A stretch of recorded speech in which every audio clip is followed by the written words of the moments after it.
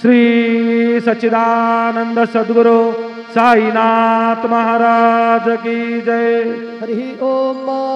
अश्वस्य तवा वृष्णाः जगन्नाथोपयामि देवयजने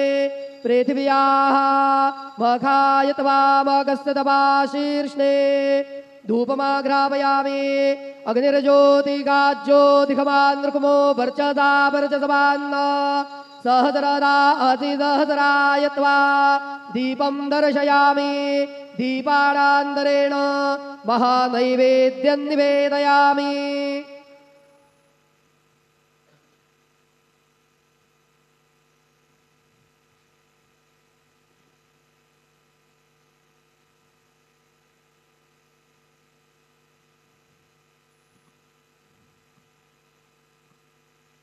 ओम प्राणदा अबाणदा प्याणदा परजोदा बरिवोदा अन्यास्ते असमत्त बंधु हेतयः पावको असमभ्यग्गो शिवो भव।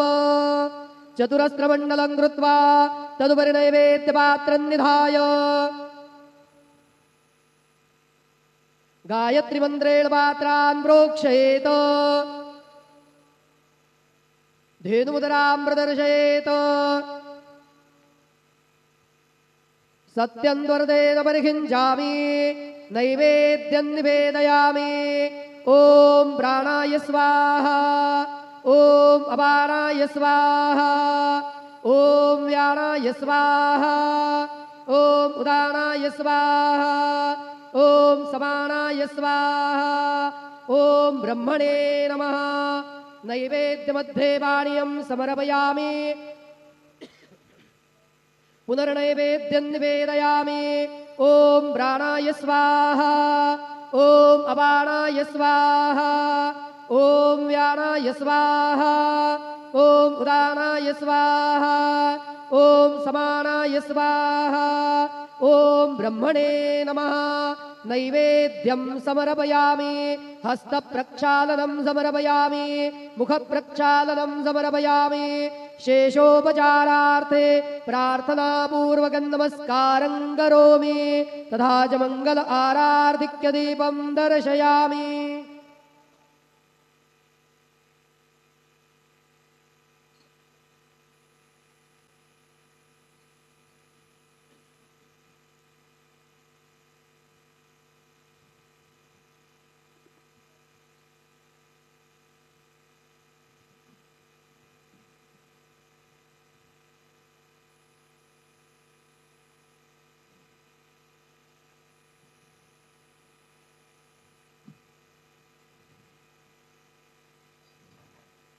आज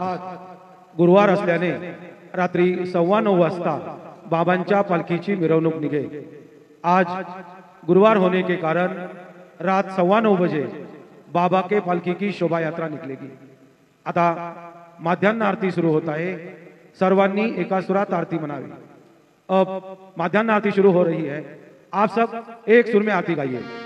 श्री सच्चिदानंद सद्गुरु साईनाथ महाराज की जय। घेऊन पंचारती करू बाबांचे आरती करू साईंचे आरती करू बाबांचे आरती। उठा उठा हो माधव ओवाळू हार माधव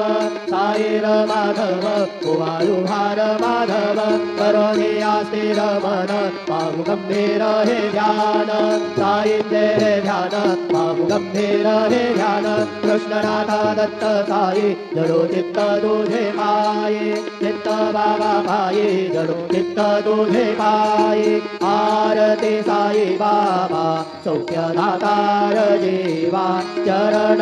रजात दे द्यावा दासा विसावा भक्ता विसावा। आरती साई बाबा जाळुनी आनंद स्वस्वरूपे राहे दंग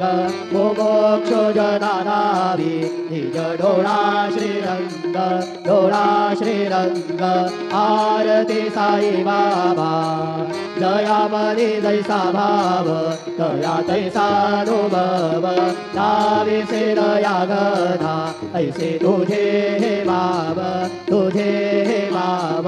आरती साई बाबा तुम तुमचे नाम ध्याता हरे संस्कृती व्यथा अगाध तव करणी मार्ग दाविसे अनाथा दाविसे अनाथा आरती साई बाबा कलियुगे अवतार सगुण परब्रह्म साचार अवतीर्ण झालासे स्वामी दत्त दिगंबर दत्त दिगंबर आरती साई बाबा आठा दिवसा गुरुवारी भक्त करे ते वारे प्रभु पद पावया भव भय निवारे भय निवारे आरती साई बाबा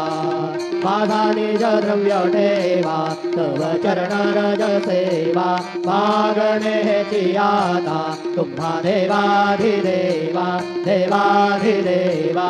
आरती साई बाबा इच्छित दीर्ण जातक निर्मल दोया निज सुख पादावे माधवाया सांभाळा बोले भाग आपोले भाग आरती साई बाबा सौख्यदातार जीवा चरणार जतळी द्यावा दासा विसावा भक्ता विसावा आरती साई बाबा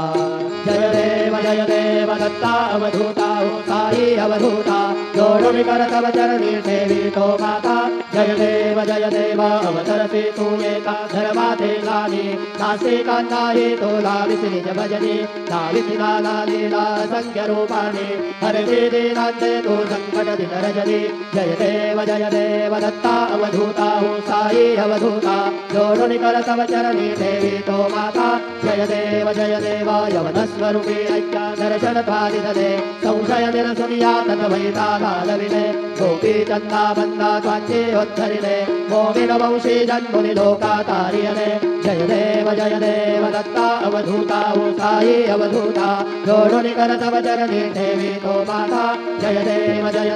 भेदन तत्वे हिंदू यवनांचा काही दावायासी झाला पुनरपि नरदेही पाहसी प्रेमाने तो हिंदू यवनाही गाविसी आत्मत्वाने व्यापक हा साई जय देव दत्ता अवधूता हो साई अवधूता जोडून कर तव चरणी ठेवी तो माता जय देव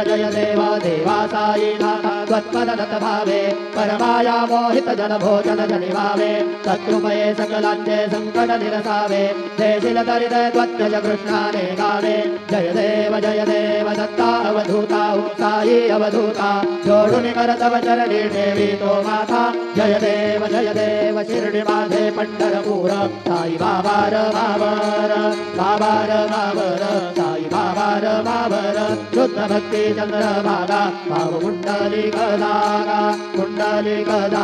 भाव कुंडलिक धागा याहो अवघे जन करू बाबांचे वंदन साईचे वंदन करू बाबांचे वंदन गणू हरे बाबा साई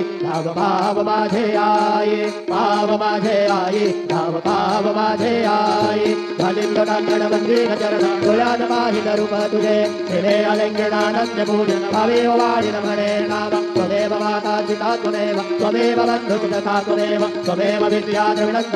त्वमेव सर्वं मम देव कायेन वाचा मनसेन्द्रियैर्वा बुद्ध्यात्मना वा प्रकृतिस्वभा करोमि अद्य सकलं परस्मै नारायणाय समर्पयामि अच्युतं केशवं रामनारायणं कृष्णदामोदरं वासुदेवं श्रीधरं माधवं गोपिकावल्लभं जानकीनायकं रामचन्द्रं हरे राम राम राम हरे हरे हरे कृष्ण कृष्ण कृष्ण हरे हरे श्री गुरुदेव दत्त हरि ओम जन्मेन जन्मय जन्तदेवा स्थानि धर्माणि प्रथमान्यासन्न देहनागं महिमानस्य जन्त यत्र पूर्वे साध्या सन्ति देवाः ॐ राजाधिराजाय प्रसह्य साहिने नमो वयं वै श्रवणाय कुर्महे समे कामान् कामकामाय मय्या कामेश्वरो वै श्रवणो दधातु कुबेराय वै श्रवणाय महाराजाय नमः ॐ स्वस्ति साम्राज्यं भोज्यं स्वराज्यं वैराज्यं पारमेश्वराज्यं महाराजमाधिपत्यमयं समन्तपर्यात् ईस्यात् सार्वभौमः सार्वयुषात् परार्थात् पृथिव्यै समुद्रपर्यन्तायां ये कराळितदभ्येष श्लोको विगीतो मरुतः परिवेष्टारो मरुतस्यावसङ्गृहे आवीक्षितस्य कामप्रेर्विश्वे देवा सभासदैति श्रीनारायण वासुदेवाय सच्चिदानन्द सद्गुरु साईनाथ महाराज की जय। अनंता तुलाते कसेरे स्तवावे अनंता तुलाते कसेरे नमावे अनंता मुखांचा शिणे शेषगाथा नमस्कार साष्टांग श्री साईनाथा स्वरावे मलित्वर पदादित्य भावे उरावे तरी भक्तीसाठी स्वभावे तरावे जगाता हृदेवाय ताता नमस्कार साष्टांग श्री साईनाथा वसे जो सदा वया संत लीला दिसे आद्यलोका परिदो जनाला परि अंतरिज्ञान कैवल्यदाता नमस्कार साष्टांग श्री साईनाथा भराला धनाजन महामानवाचा धनासार्थकासा धनीभूत साचा धरू साई प्रेमा धराया अहंता नमस्कार साष्टांग श्री साईनाथा धरावे करीसा नलपद्यवाला धरावे अमाधन्य चुंबो निघाला मुखी घाल प्रेमे खराग्रासहाता नमस्कार साष्टांग श्री साईनाथा सुराधिक जांच्या पदावंदिताते शुकाधिक जाते समानत्वदेते प्रयागादि तीर्थे पदी नम्र होता नमस्कार साष्टांग श्री साईनाथा तुझ्या ज्या पदापाहता गोपवाली सदा रंगलेचे स्वरूपे मिळाले करे रास क्रीडा सवे कृष्णनाथा नमस्कार साष्टांग श्री साईनाथा तुला मागतो मागणे एक जावे करा जोडितो दीन अत्यंत भावे भवी मोहनी राज हातारी आता नमस्कार साष्टांग श्री साईनाथा ऐसा देवा साई दिगंबरा अक्षय रूपावतारा सर्व हि व्यापक तू श्रुतिसारा अनुसया त्रिकुमारा बाबा देवा काशे स्नान जप प्रतिदिवसे कोल्हापुर भिक्षे निर्मल नदी तुंगा जलप्राशी निद्रामाहुरदेशी ऐसा येवा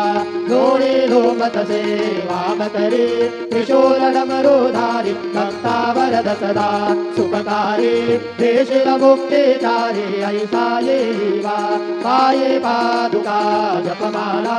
कमंडलो मृगशाला धारण कर शिवा नागजटा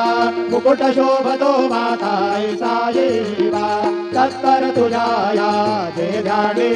अक्षय जानते सदनी लक्ष्मी वास करे दिनरजनी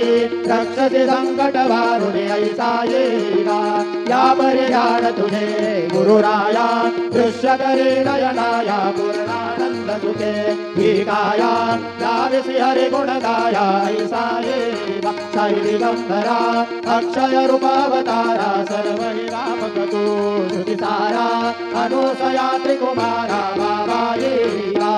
सदा सत्स्वरूपं चिदानन्दगन्धं जगत्सम्भवस्थान संहारयेतुं स्वभक्तेच्छया मानुषं दर्शयन्तं नमामीश्वरं सद्गुरुं साईनाथं भवद्वान्तविधवो समार्तण्यभिड्यं मनोवागतीतं मुनिर्ध्यानगम्यं जगद्व्यापकं निर्मलं निर्गुणं त्वां नमामीश्वरं सद्गुरुं साईनाथं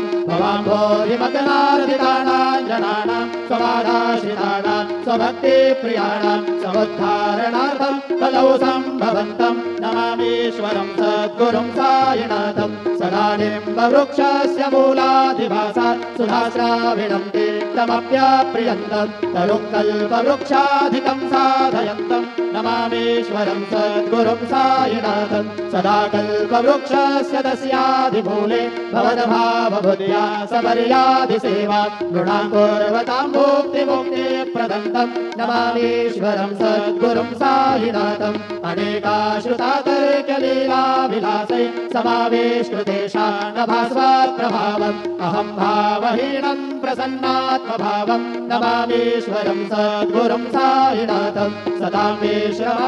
विश्रमाराममेवाभिरामं सदा सज्जनैः संस्तुतं सन्नमध्ये जनामोदतं भक्तभदरप्रदन्तं नमामीश्वरं सद्गुरुं साईनाथम् अजन्माद्यमेकं परब्रह्म साक्षात् स्वयं सम्भवं राममेवावतीर्णं भवद्दर्शनासं पुनीतः प्रभोऽहं नमामीश्वरं सद्गुरुं साईनाथम् श्री साईश कृपानिधे करुणा सर्वार्थसिद्धप्रद युष्मत्पादरज प्रभावमतुलं धाता विभक्ता क्षमः सद्भक्त्या शरणं कृताञ्जलिपुट सम्प्रापितोऽस्मि प्रभो श्रीमत्साय परेश पादकमला नान्यच्छरण्यं मम साई रूपधर राघवोत्तम भक्तकामविबुधध्रुवं प्रभो माययोपहत चित्तशुद्धये चिन्तयाम्यहर्निशं मुदा शरत्सुधांशुं प्रतिमं प्रकाश कृपातमात्रं तव साईनाथ त्वदीयपादाब्जसमाश्रितानां स्वच्छायया तापमपाकरोतु उपासनादैव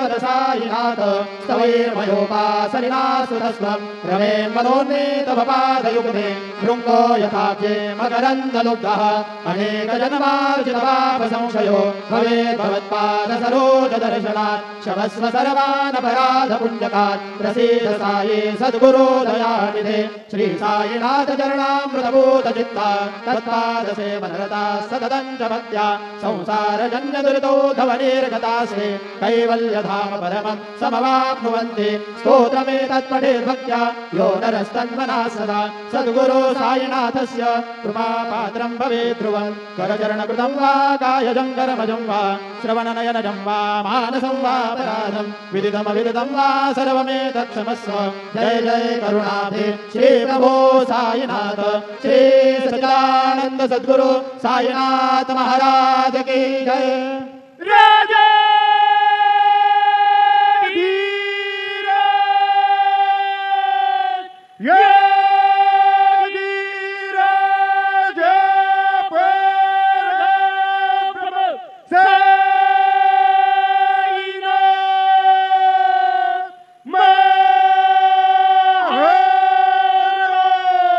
श्री सच्चिदानंद सद्गुरु साईनाथ महाराज की जय।